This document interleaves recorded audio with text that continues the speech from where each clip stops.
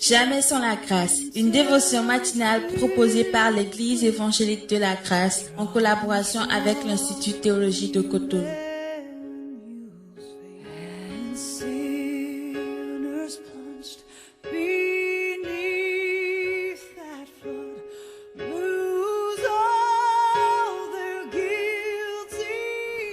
Une nouvelle journée, une nouvelle provision. Fidèles auditeurs de Jamais sans la grâce, bonjour et nous vous saluons dans le nom de Jésus-Christ. Nous aimerions prier avant de continuer. Seigneur, merci pour la provision d'aujourd'hui. Nous croyons que c'est ce qu'il nous faut pour notre vie.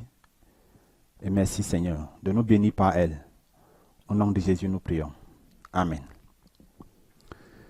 Et nous sommes toujours dans notre verset de Luc 9, verset 59, que je vais encore lire, parce que c'est vraiment un verset très riche, où il est écrit, « Il dit à un autre, « Suis-moi. » Il répondit, « Seigneur, permets-moi d'aller d'abord ensevelir mon Père. » Nous avons vu que cet homme a raté l'opportunité de rentrer dans quelque chose qui n'a pas de pareil. Il a trouvé des prétextes, il a trouvé des raisons qui peuvent paraître légitimes. Mais celui qui nous appelle, c'est tout ce que nous pouvons vivre ou traverser. Et s'il nous appelle, c'est qui sait que nous pouvons le faire.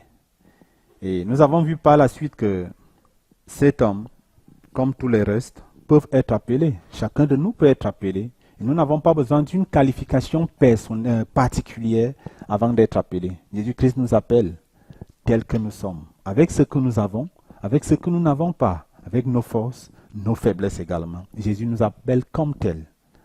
C'est lui-même qui nous qualifie.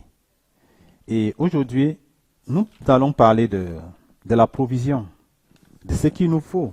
Parce que lorsque vous confiez le travail à une personne, il lui faut les ressources pour faire ce travail. Et peut-être vous vous demandez, oui, moi je n'ai rien. Je vais servir Jésus avec quoi? Pour répondre à ça, nous allons lire un verset dans Hébreux 11, le verset 6, où il est écrit « Or, sans la foi, il est impossible de lui être agréable, car il faut que celui qui s'approche de Dieu croit que Dieu existe et qu'il est le rémunérateur de ceux qui le cherchent. » Amen. Lorsqu'on parle d'impossible de lui être agréable ici, c'est que la désobéissance nous affaiblit. Ne pas croire Dieu nous rend incapables de lui être agréable. Et lorsqu'on parle de ne pas croire Dieu, ça ne se limite pas à ne pas accepter Jésus-Christ comme sauveur. Et je veux m'ajouter comme Seigneur. Mais est-ce que cette Seigneurie est véritablement totale dans nos vies? C'est la question que nous pouvons nous poser. Si elle est totale, et si on sait que Dieu est vrai, ça veut dire que ses promesses sont aussi oui et amen. Si ses promesses sont oui et amen, ça veut dire que s'il nous appelle à sa suite, il a à mesure de conduire cet appel lui-même. Il a d'ailleurs dit que il prendra soin de son église. C'est son église. Il prendra soin d'elle. Et il a juste besoin des ouvriers qu'il va qualifier. Et ce qu'il nous donne comme outil, c'est la foi. Lorsque nous lisons ce chapitre 11, nous voyons tout ce que les gens ont fait par la foi. Et c'est formidable, et c'est remarquable. Et on ne peut pas expérimenter cette gloire, on ne peut pas expérimenter la promesse sans avoir cru. Il faut que nous croyions. Il faut que nous croyions que celui qui nous a appelés est fidèle.